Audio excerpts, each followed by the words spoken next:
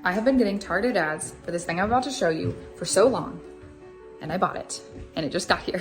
In fact, I actually loved this product so much, and I think it's perfect for crafters. So I reached out to them and asked if they wanted to collaborate with me because I was like, your product is amazing, and I think my audience would really like it. And they were like, we're just a small business, we can't do that. And I was like, dude, I totally get it. I'm gonna buy one. So I bought it, and now I'm showing it to you because you're gonna love it.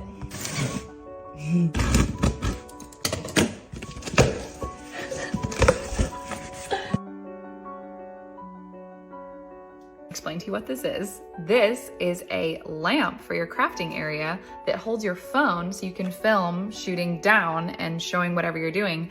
But also it's perfect for like when you're weeding and you can't really see what you're doing and you need like directed light, but you also want it to look nice. Okay, instructions.